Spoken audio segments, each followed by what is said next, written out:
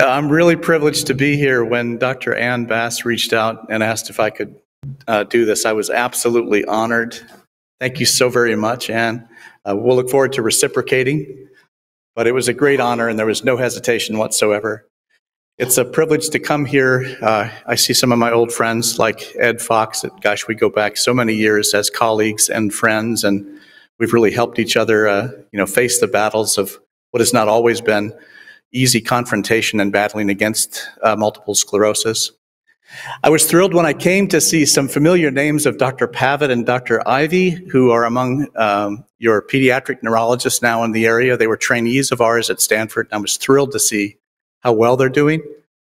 And good God, your pediatric neurologists, huh? Every single one of them who talked here was an MD and a PhD, so you guys have something going on very right around these parts. Not to mention the IT group. The IT group for me was absolutely great. They showed me exactly where the pointer was, so thanks, fellas. Maybe just quickly off topic, if you won't mind me doing this. Both at ACTRIMS, which is coming up, that some of you who are interested in neuroimmunology may be attending, but then also at the AAN, if you go, you'll see we've been invited to give a platform presentation on the immunogenicity of rituximab and CD20 therapies. And we've been able to look at about 100 patients that have been treated either with rituximab or Ocrevus or ofatumumab.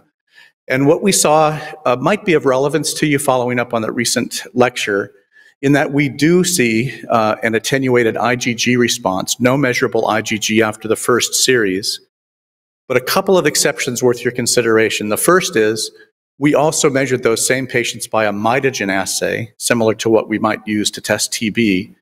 And the patients treated with B-cell therapy do appear to develop T-cell immunity, which could be relevant. And then those who later received the booster or who actually got the natural infection are more likely to have measurable IgG, even following CD20 therapy. So like in all things in medicine, I think some of the data are a little bit more nuanced. And in fact, that's the tone of the talk that I'm about to give. So here we go. So, can you imagine a world in which all science was settled? It would be absolutely miserable. Not only would scientists be forced to retire, but we as clinicians could be easily replaced by algorithm. What questions would be left for us? And I'm sure, like me, all of you are uncomfortable with having to say, I don't know. Probably like me, you've been able to say, I don't know, or we just don't know, more frequently in the past 2 years than perhaps at any other time in your career. And it's deeply uncomfortable to tell patients who are scared and looking to you for answers that we haven't figured that out yet. Also, if we said, I don't know, on all of the exams that we faced as medical students, we probably wouldn't have gotten through and wouldn't be attending this conference. And if patients come to us with symptoms and they're worried about their own health, if we were to answer them with a phrase such as, on a deeply metaphilosophical heuristic basis, the most accurate answer I can give is that we just don't know, they would find another doctor and in a hurry, right? So there's a delicate balance, I think, that as clinicians we must find an answer to, which is we do need to know stuff. There does need to be settled fact in some way for us that we can represent to our patients and those that we care for, because it's by that knowledge that we care for them, we protect for them, we create plans for them, we explain what's happening to them and why. And that's a source of healing, of course. And yet at the same time, I think it's well to keep in mind at all times that what might be represented to us as settled science never truly is. And we need to constantly be on guard for kind of an instinct almost, that if someone tells us fact, that we're willing to say, yeah, maybe not so much though. So with respect to the disease of multiple sclerosis, I would represent to you, and I think you probably would not disagree, that the settled science of MS would be that it's a moderately prevalent demyelinating disease, mostly affecting those of Northern European heritage, Scandinavians and Celtic peoples, whose cause is unknown. Not too much disagreement with that, I don't think. Except I just told you the whole nature of this talk is to disagree with established settled science. So let's get into it. A moderately prevalent disease, you say?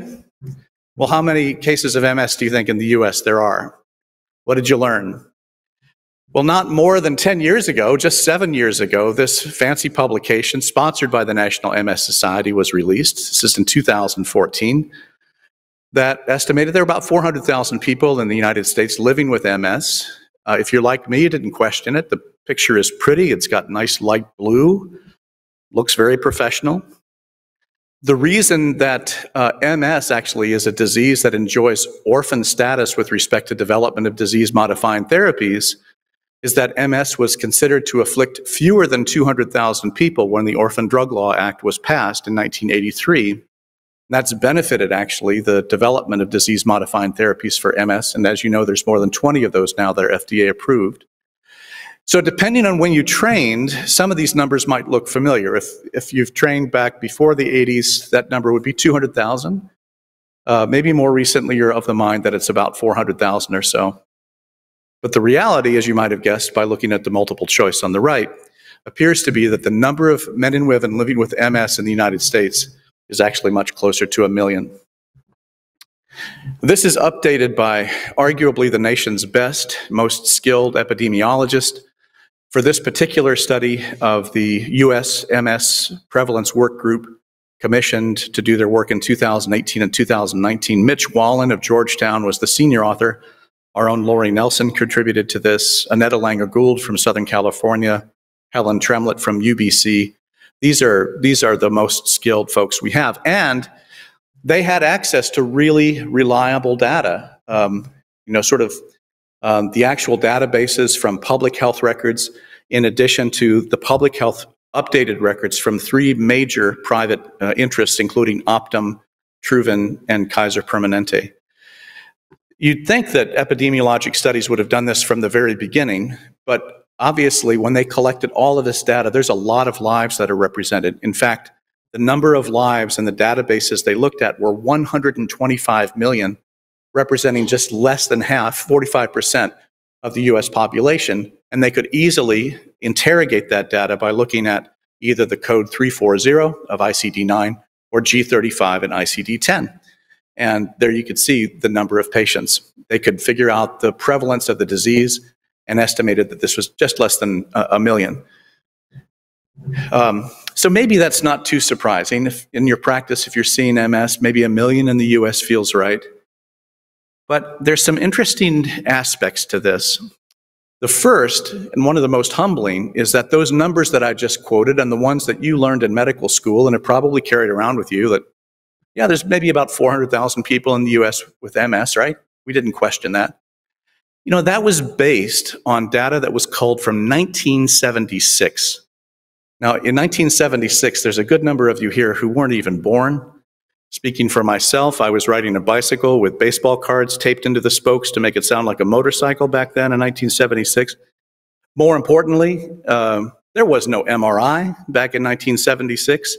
There weren't electronic medical records. This were paper charts that probably we couldn't find when we went to look for them, that were sort of culled and like, hey, did this person have MS? Many doctors weren't giving the diagnosis of MS because there was no treatment. They didn't want to scare patients, etc.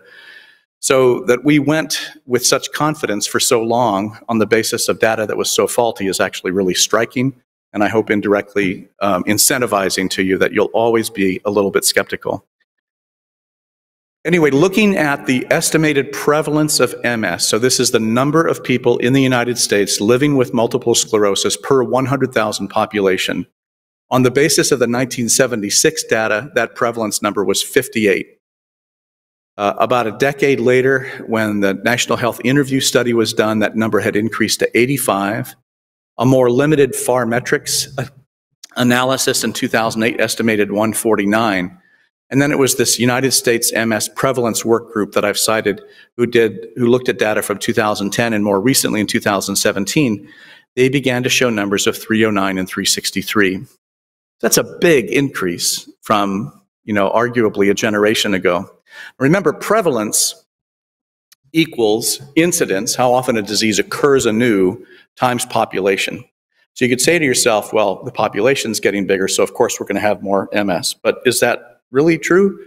And is that just true for the United States?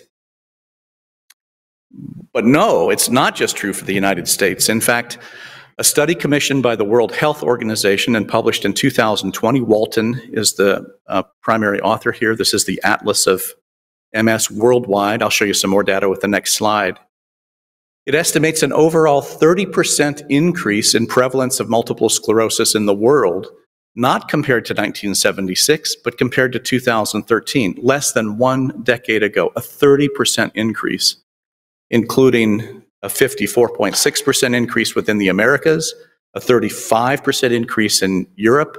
Those are big numbers. They're almost too big to be justified by population changes alone. This is the reference that I'm citing, led by Dr. Walton, about the rising prevalence of MS on a worldwide basis. Please know that these data were not casually done. They were estimating or gathering data from 115 World Health Organization countries, representing about 87% of the overall world's population, leading to an estimate of not 2.2, but 2.8 million people living with MS worldwide, so that number is also higher. This represented a 30% increase in the number of people with MS in less than 10 years compared to previous estimates done by the same methodology, to the point that someone in the world is diagnosed with multiple sclerosis every 5 seconds. So that's more than 10 people just since I stood up here and started talking. And noteworthy in this study too, this will resonate certainly with our pediatric colleagues here, the appreciation of how much more frequent pediatric MS is, or that MS is of onset in the pediatric age group, was stunning. From 30,000 cases in those less than 18 years of age in 2020, compared to what had been only 7,000 in 2013. So there's this real sense that MS is increasing in prevalence. There's one other thing which you'll be very familiar with, I'm sure, which is the map of the world shown here from this atlas from 115 countries does not show an equal homogeneous distribution of MS. All of you are familiar with this. The epidemiologists call this a cline, where there's a greater relative prevalence and therefore presumed incidence in MS in temperate countries, north and south of 37th parallels. And I'll double back on this in just a moment. So that's quite startling that MS is much more common now. So why could that be? Well, there are some explanations, and I think these explanations do give part of the answer. Like I mentioned, population growth, because prevalence equals incidence times population. The population's gotten bigger, we would expect the numbers of MS to increase. MRI, obviously, is a fantastic tool which has increased our awareness. Humans trust their vision. It's our strongest sense. Over 50% of the brain is subserved somehow to serving vision. It's what we trust. MRI allows us to see the reality of MS. Our confidence in the diagnosis is increased. And obviously that came around in the 80s, prior to the 1976 data. Those of you who follow these things closely know that the McDonald criteria, which are the set of official diagnostic criteria we employ to make a diagnosis of MS, have increasingly shifted to the left, allowing us to make a diagnosis of MS with certitude more readily upon presentations, for example, we used to call clinically isolated syndromes or sometimes even monophasic events. And I think, too, the increased availability of disease-modifying therapies and doctors' awareness of MS in general. I mean, gosh, you can't go to an AAN meeting without being pelted, right? Just walking down hallways of all of these ads for new disease-modifying therapies and pictures of people with MS, or rather actors who are pretending to have MS, and so on. So I think our ability to treat MS and do something about it has increased our ability to say it's MS for sure. So all of those factors at different levels, I'm sure, have contributed to the increased numbers. But Dr. Fox, Dr. Bass, and I will also tell you, there's really a majority opinion among us and our colleagues that there's an increase that's over and above that just can't be explained by these otherwise good explanations. And so what's the deal here? Is there some kind of like MS epidemic happening? And that may sound far-fetched for a moment, but bear with me. So MS is modestly prevalent, but of increasing prevalence. So mostly among those of Northern European heritage. You've learned this, right? That MS is, you think of the prototypical MS patient. She's a 31-year-old blonde-haired, blue-eyed woman who grew up in Spokane, Washington, let's say. Well, some of that's derived from the epidemiologic decline that I mentioned just a moment ago.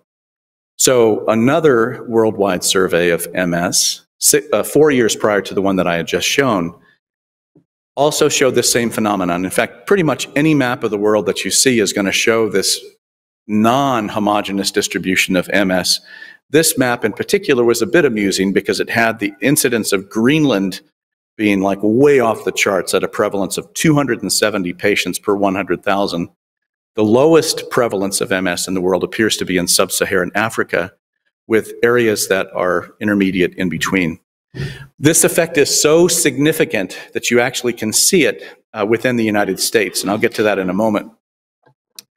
This whole idea of a decline, that MS gets common in northern areas and southern areas, really came about by this data that you're looking at right now that I suspect you've seen a picture of before, that came out of World War II. And of course, there was a heavy bias toward this because it was biased toward the soldiers who would serve for the countries that were involved in World War II. And so there was an immediate bias toward Northern European countries especially.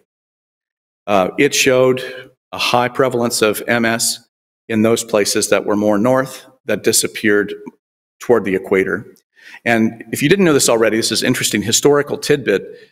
It was the basis. This is what Dr. Swank had seen in receiving the first grant from the National MS Society ever to study why this was and what could be done about it. His observations were that the Laplanders in northern Norway who drank whale blubber, or maybe didn't drink it but consumed it, didn't get MS, whereas those in southern Sweden eating cheese all the time did. And in Italy, those living up north in the Italian Alps eating dairy for one of their primary foodstuffs got MS a whole lot more than those in Sardinia who were consuming olive oil. So out of that came the basis of this presumption of a low-fat diet being helpful for MS. The low-fat diet helped for lots of things, but probably not MS. But that's the history of it, which I think is interesting.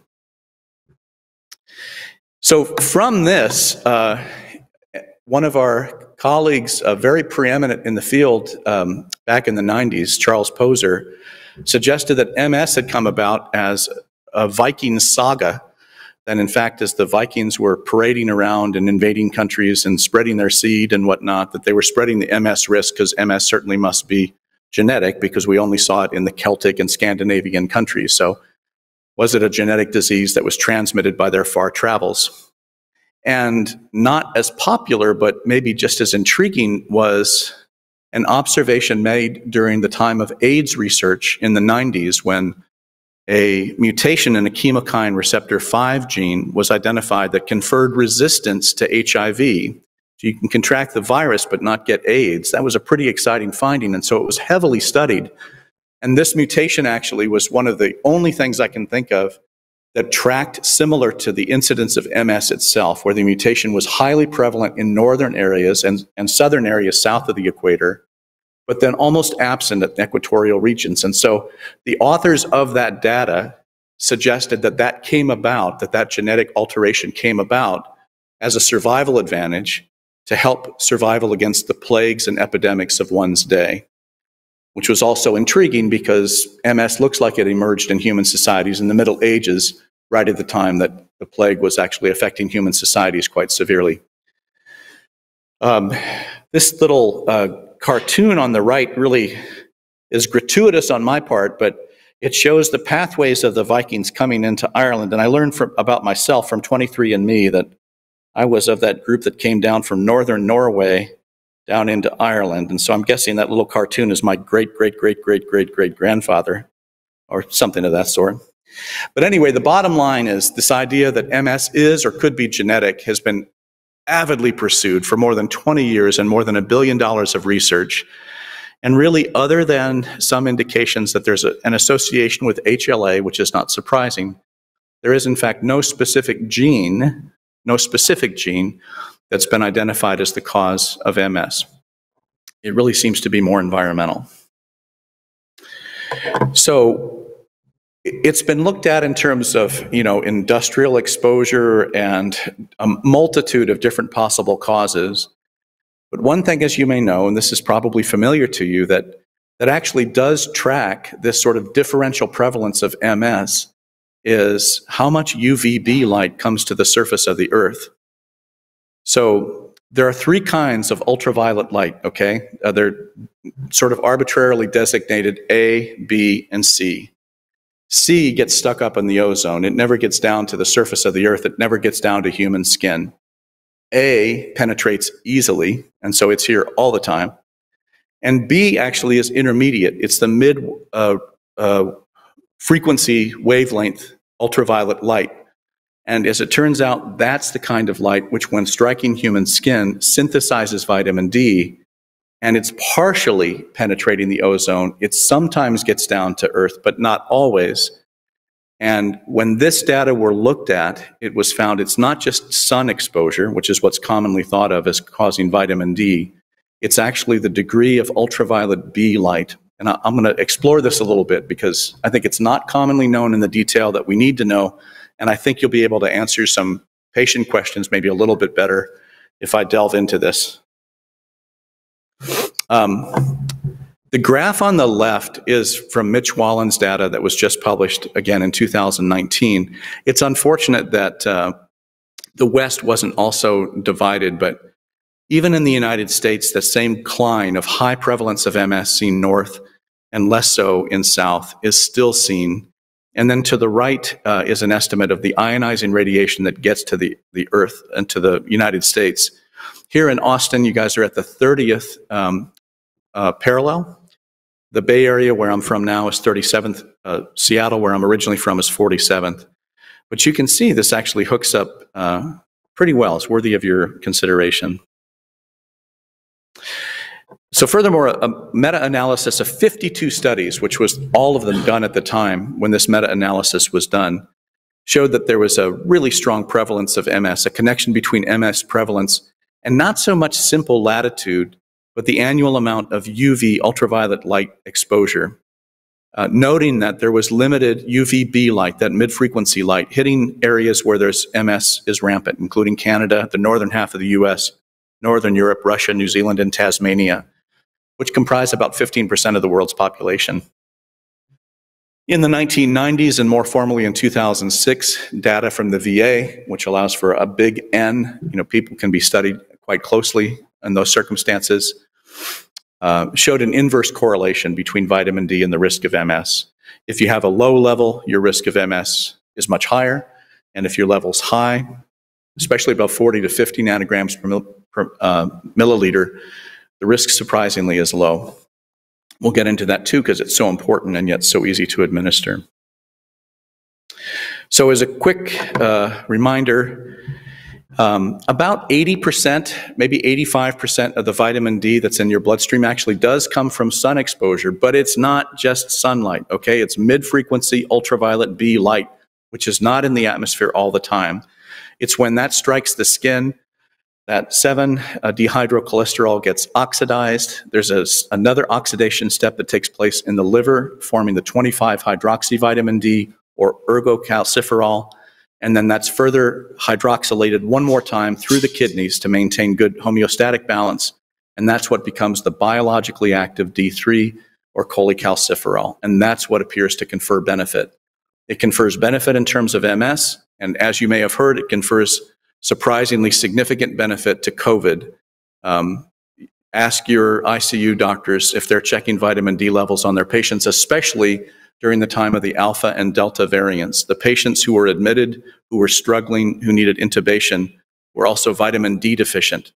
Because what made the coronavirus in those early days was its ability to find the downstream lungs at the level of the alveoli. That by itself wouldn't have been so bad necessarily had it not been for a profound inflammatory response at the alveoli, which my colleagues tell me is the equivalent of just painting the alveoli, which is why patients went from somewhat short of breath to like, I can't breathe, I can't get oxygen anymore so quickly. Fortunately, the Omicron variant has mutated so it's recognizing more proximal tissue. That's why we're getting this really bad scratchy throat with the Omicron variant, but it's not getting into the distal alveoli. Either way, having a vitamin D level above 50 attenuates that response and has been markedly beneficial. So I think it's worth knowing about for sure in this level of detail, unfortunately. Okay, well, I think Ed and Ann know this about me. The rest of you are about to discover, much to your chagrin. I think history is so interesting. So anyway, let's think about human societies. So if we assume that humans moved from East Africa into Northern European areas, let's say high prevalence areas of MS, that occurred over 10,000 centuries, 10,000 centuries. And what changes were made were little by little allowing humans to adapt to their endogenous environment. One of the most obvious changes was a lightening of the skin occurring from moving to Africa to, let's say, Sweden.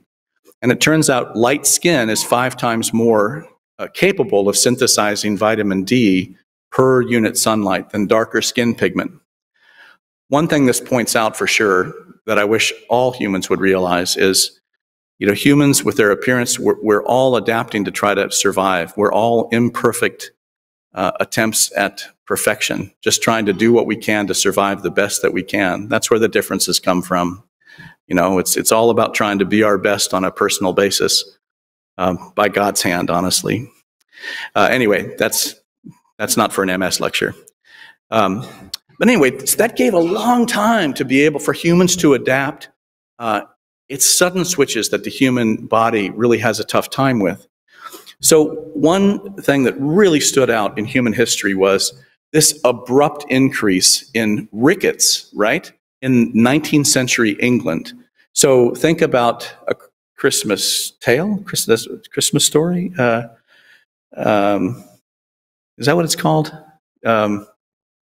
Christmas Carol, right? Please some more, like little kids that were like 11 years old, kind of walking around the cobblestone streets of London eating canes. That was a real thing. That's not Dickens just having fanciful, projections of something. That was real because there was a rickets epidemic that occurred in Northern Europe, in London, in the 1800s. And it seemed to have occurred because people moved inside all of a sudden. They didn't give themselves generations or decades to be able to slowly transfer into that kind of environment to allow their bodies to adapt to it. They went from outside to inside all of a sudden. They got out of the sun all of a sudden. Their vitamin Ds crashed all of a sudden. And one of the obvious consequences of that was rickets, which really, there was an epidemic of rickets at the time, which was a critical health crisis, of course.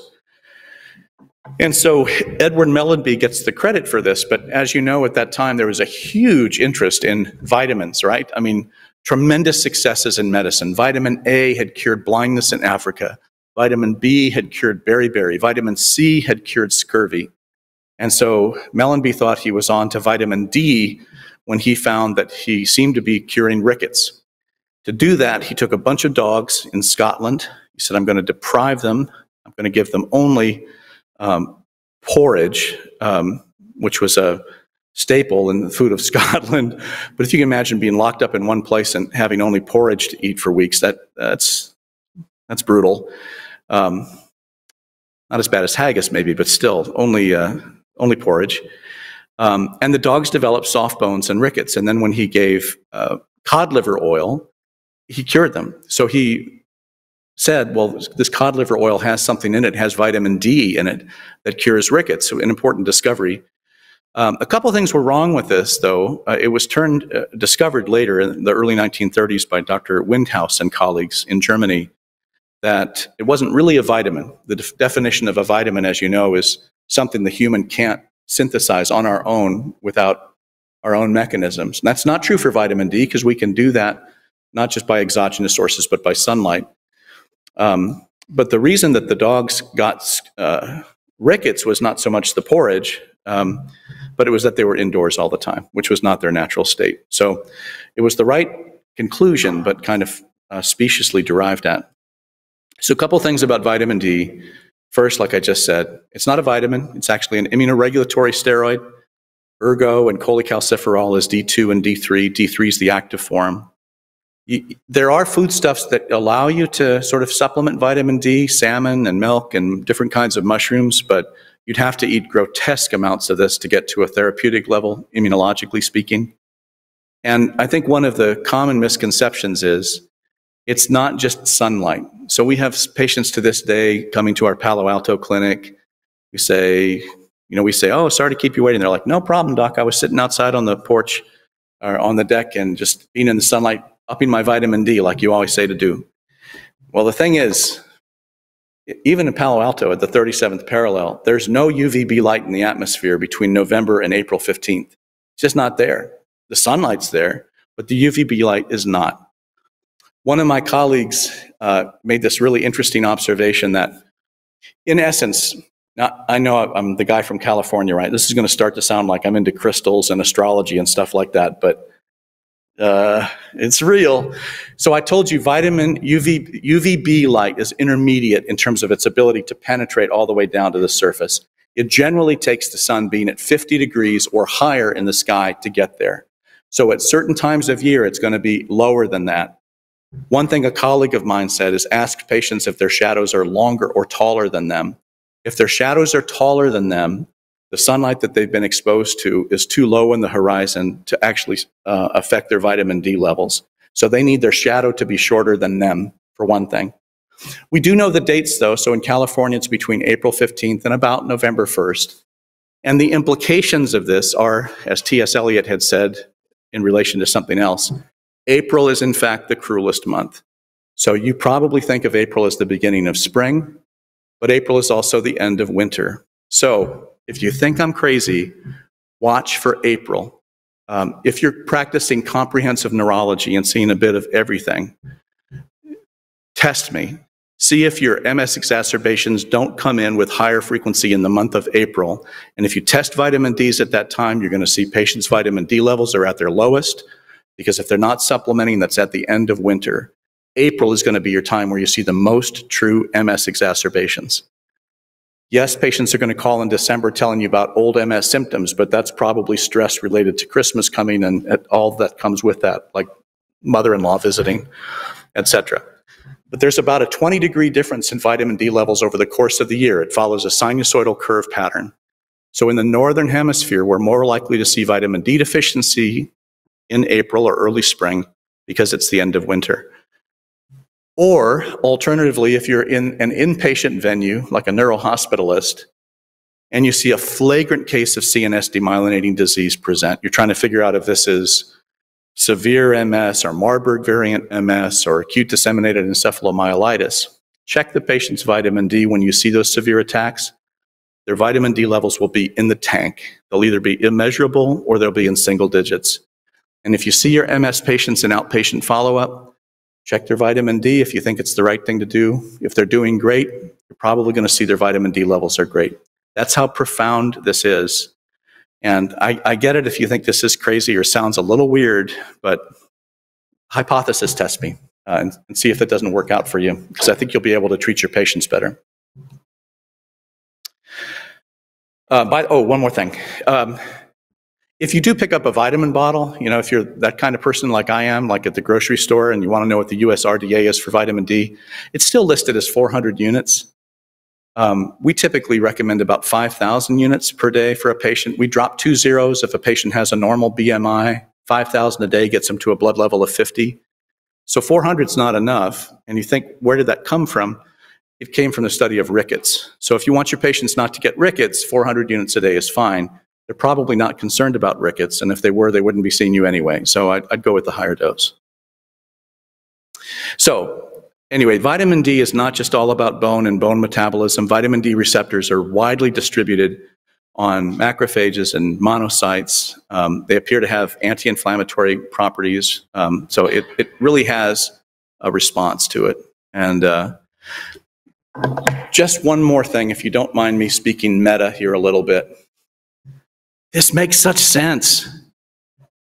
If your vitamin D levels go down at a time when your immune system ramps up to become more pro-inflammatory, and if vitamin D goes down in the winter time when UVB light's not getting to the surface of human skin, that means the human body is being prepared to be pro-inflammatory at a time of winter when the immune system most needs to be pro-inflammatory and active. And alternatively, in the summer, when vitamin D levels begin to rise, the the human immune system can relax and restore its energy at precisely the time that the human body can afford to do that.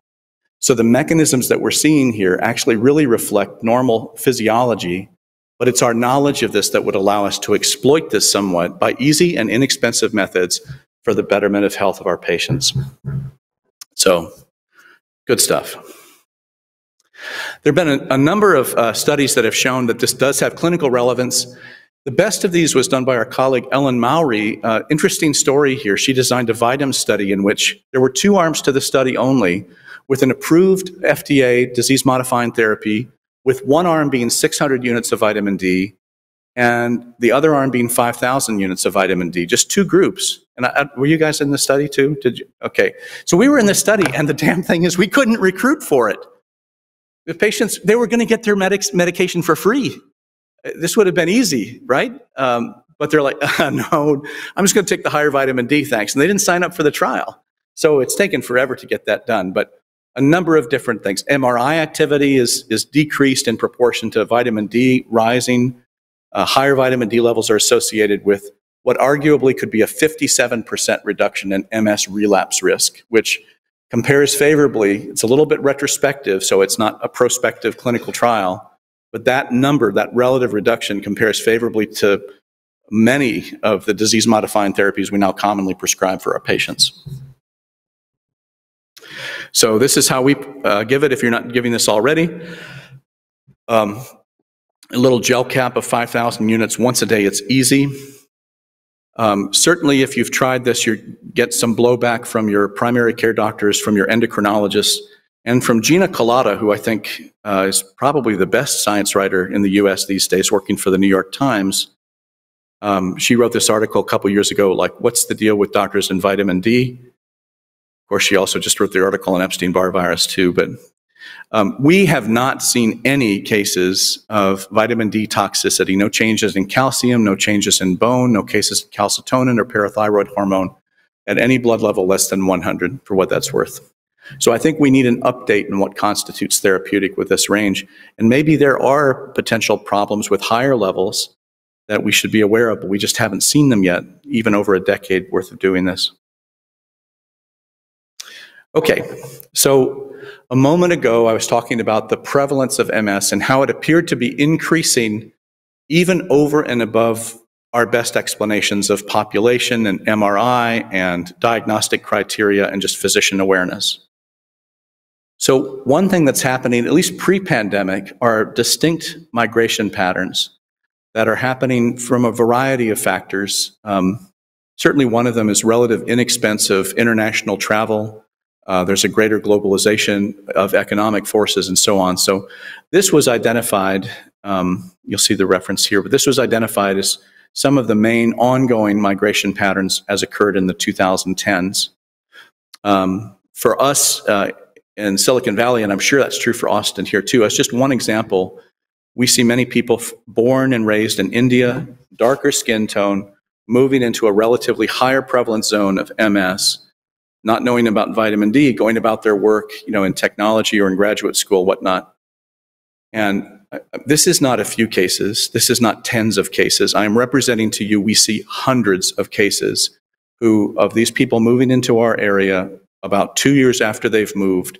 They come in with flagrant multiple sclerosis and a serum vitamin D level of 6.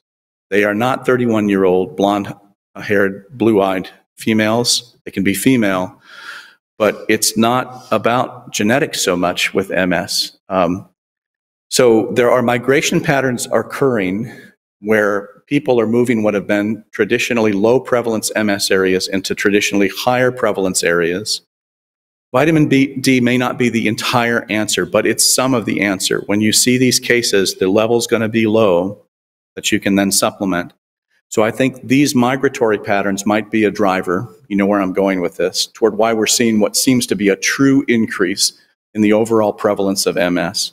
And of course, there's the migration indoors as well, which is happening as we're moving into tech jobs.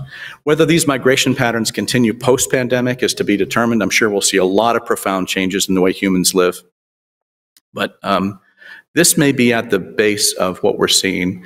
Some data here have shown, for example, that people migrating from Northern Africa into France are much more quick. They have a much more severe case of CNS demyelinating disease, shorter periods of time to reach more disability status of EDSS levels and so on. So multiple sclerosis is really not just about Scandinavians and Celtics. Is it a demyelinating disease? Well, yes, of course it is. But if you're anything like me, if I can just confess my kind of simple-minded thinking on this, you probably made the comparison to your patients when you're describing what demyelinating disease is, to say like insulation on an electric wire. Patients get that right away. They're like, oh yeah, okay, I got it. And so, I don't know, I think because of cognitive laziness, I've become to think of myelin as just sort of that like homogeneous insulation on the wire. And I just want to bring to your attention that myelin is not that.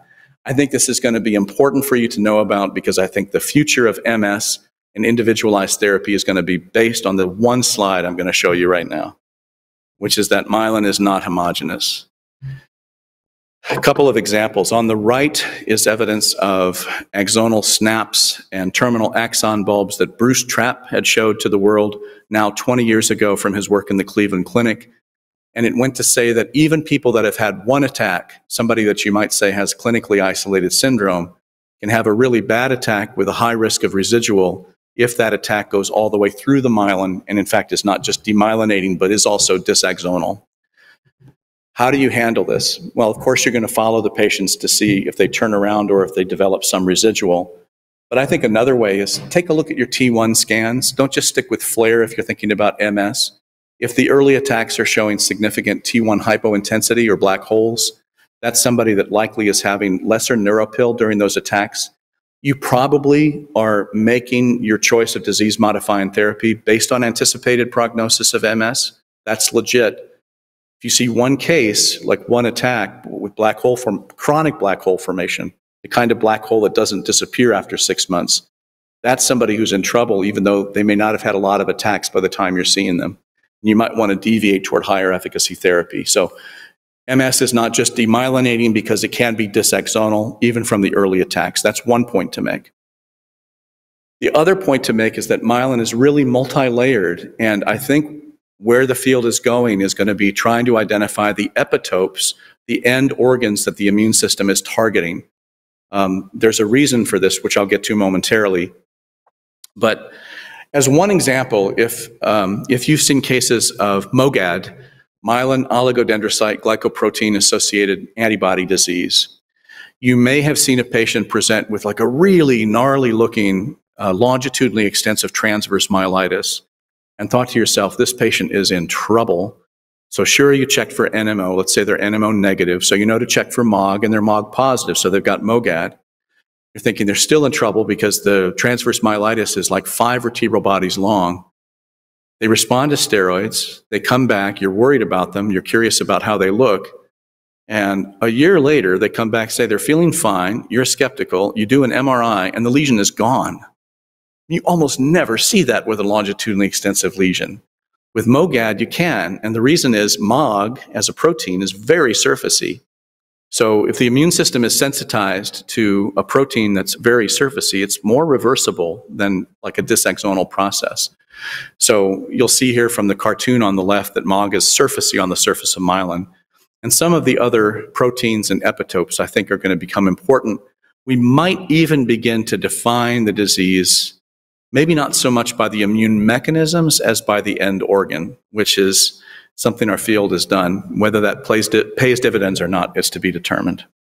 So just an awareness of that. Yes, it's demyelinating, but it's more than that. Think of, myelin is not just insulation. It's not homogeneous. It's really got a lot of different layers and a lot of potential different targets that the immune system might be sensitive to. And then finally, it's settled science to say that the cause of MS is unknown. Am I going there?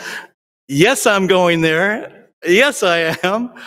Because of data that's been released in the last 2 weeks. 2 major publications that I think are very impactful in the field of MS have been released that I think are going to pay great dividends for our ability to care for our patients. The first of these came out of Harvard. Alberto Oscherio has been one of the steadfast investigators of MS, looking at the association of MS and Epstein-Barr virus for literally decades. So his team actually did this remarkably simple and yet remarkably profound study where they went to the U.S. military. They were able to get a cohort of 10 million active duty U.S. military. These young recruits, as they come into the U.S. military, have to do periodic blood draws. It's actually for HIV screening, so it's not uncommon for the recruits to get blood draws every 2 years. But then the HIV is tested, let's say it's negative. The leftover serum is then stored for potential research. And the serum is the aspect of the whole blood that contains antibodies. And so over time, and with Asherio and colleagues, they looked from 1993 to 2013, a 20-year period of 10 million active people. They looked to see if there were antibodies to Epstein-Barr virus and also whether there were antibodies to cytomegalovirus, which is also a human herpes virus that is transmitted much the same way as EBV. Of this 10 million, they identified 801 patients who they had at least 3 serum samples on and who had at least 2 good healthy controls that they compare against. And of those 801 who developed MS, 800 of the 801 patients had had prior exposure, including potential recent exposure to Epstein-Barr virus. 35 actually did not initially have Epstein-Barr virus exposure, but developed it over the course of the study. And they later converted to positive. Of the 801 patients who developed MS over this prospective study period, 800 of them, almost every one of them, except for one, had evidence of Epstein-Barr virus exposure. Now, I suspect you may be like me. Statistics really make my eyes glaze over quickly. But when the statistics were done, it was shown that with this observation, an Epstein-Barr virus infection confers a 32-fold increase in the risk of developing multiple sclerosis. And if that doesn't sound impressive, keep in mind that cigarette smoking is associated with a 25-fold increase in lung cancer. So a 32-fold increase is absolutely remarkable. There were some other things done, which I'll show momentarily. My colleagues at Stanford, Bill Robinson and Larry Steinman, I've been texting them all night long, they indicated in a companion article that these findings provide compelling evidence that implicate EBV as the trigger of the development of MS. All right, but hold on. Everybody gets Epstein-Barr virus. And first off, to those of you who got mono when you were a sophomore in college, I know you're freaking out right now. Stay with me just for a moment. You're going to be okay, especially if you take vitamin D. So for one thing, of the 10 million people that came in, 95% of those people, even at the time that they come into the military, so they're probably 21 years old, 20 years old, 95% of them have evidence of previous exposure to Epstein-Barr virus. So in fact, EBV is ubiquitous, and it's one of the reasons EBV has not been implicated as the cause of MS in years past, even though it was strongly suspected. Is if Epstein-Barr was an infectious agent that caused MS on an infectious basis, we'd all have MS, and yet we don't. It's a small number. With respect to mono, so most of these patients who had seropositivity for antibodies against Epstein-Barr never had mono and really had never had any symptoms. With mono itself, the increase seems to be only 2 times, not 32 times. And so it's not getting mono that is the issue. It's just being exposed. So I think the proper way to see this is that Epstein-Barr virus is necessary but not sufficient to develop MS. You have to have it. People that don't have Epstein-Barr don't seem to get MS, although that number is small. Asherio and colleagues, sorry about I know that small print doesn't project very well, but they showed that the Epstein-Barr virus titers increase in those patients who had been seronegative who develop MS, but they did not see the same with CMV, which is similar to EBV in being a herpetic virus and in being transmitted in similar ways. They made one other interesting observation, which was looking for neurofilament light chain, which is nonspecific. It's a bit like the SED rate of our field.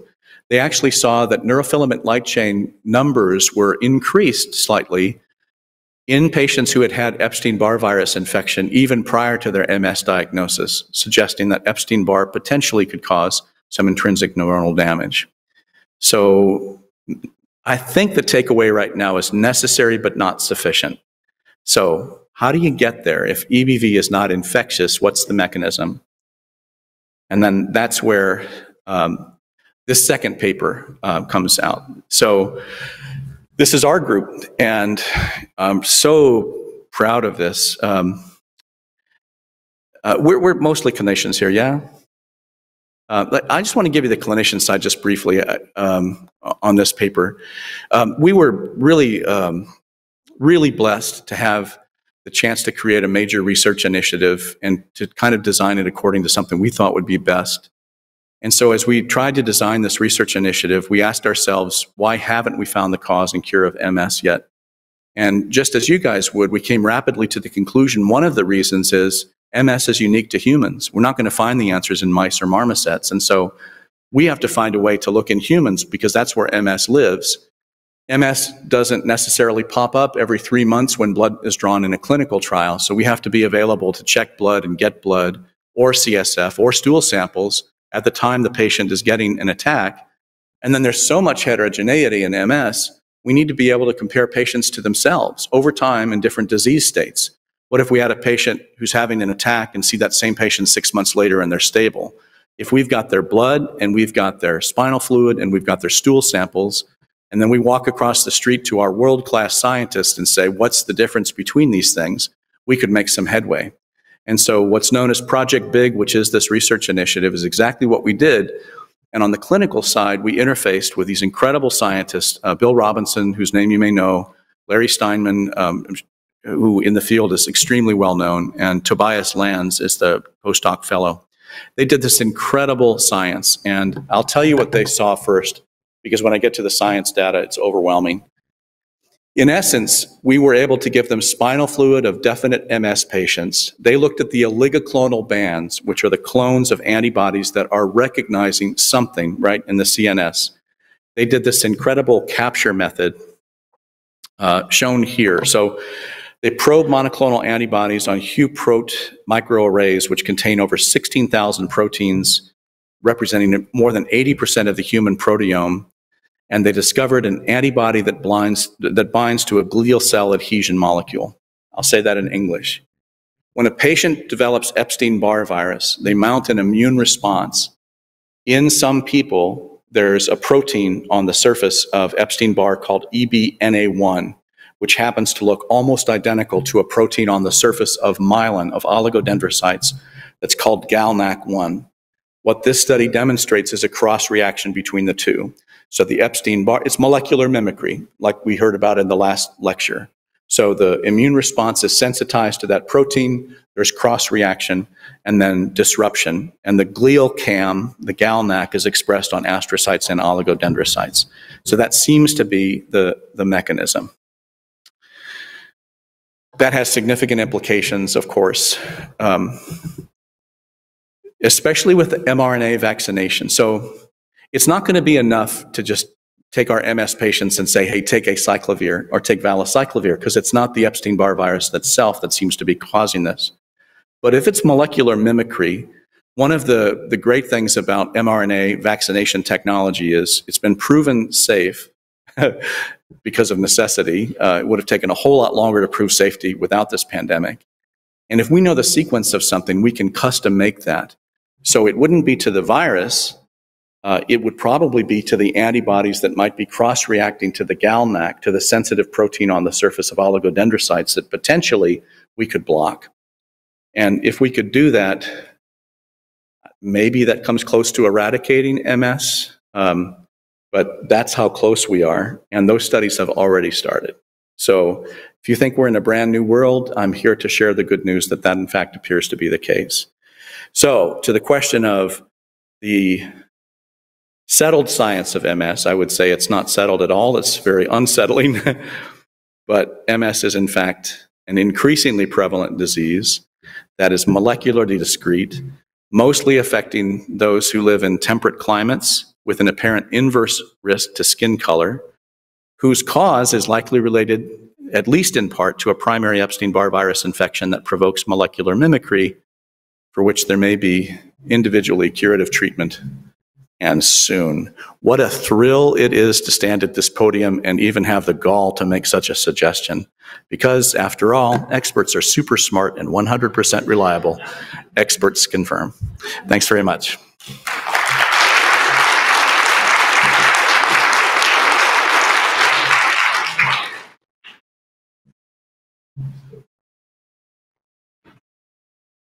Thank you very much, Dr. Dunn. That was really inspiring. You know, it's a great example of how sort of research is the embodiment for hope for patients, and that's really very much a theme in these meetings.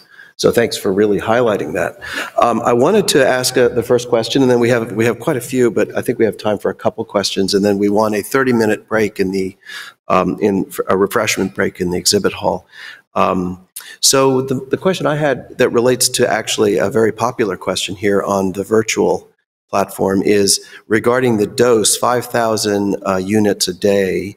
You know, so there are two parts to this question. One is, what are some of the side effects that people should be watching for? Because you mentioned we don't really know what the ceiling is. And is it, you know, what should we be looking for maybe as clinicians? The second is, I'm very curious of your view of, you've talked about sort of the long-term modulatory effects of vitamin D. What about acute treatment with vitamin D? How do you correct it rapidly? You know, we use pulse steroids. Is there a way to rapidly give vitamin D? And is that even biologically, would that make sense that we'd want to be doing that in people quickly? Is there any time sensitivity? What's the time scale of treatment? Yeah, great. Can I use this microphone? Yes. Okay. This, by the way, is just Diet Coke blended with water.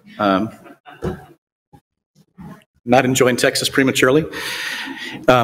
So there's a bunch of data actually that say the immunoregulatory benefit is achieved at a serum level in the range of at least 50. And the endocrinology literature also really doesn't report systemic side effects of consequence at levels less than 150. When your laboratory is saying normal levels are between, let's say, 30 to 60, I think some of that is based on maybe not that data. There's absolutely an effect on body mass index. So, you know, someone who has a higher BMI, if you were to give 5,000, they don't get to a level of 50. You have to push a little bit harder, for example, whereas the opposite is true. If you seen a slender young adult woman, let's say, 5,000 might be too high a dose for her. So there's empiric evidence of immunoregulatory and safety benefit, inarguably in that range between, let's say, 40 and 80. There's disagreement as to how high you can go. To your first question, symptoms of toxicity can include bone pain, malaise, and dysuria. But as we all know, those are non-specific, and that could be MS related, for example.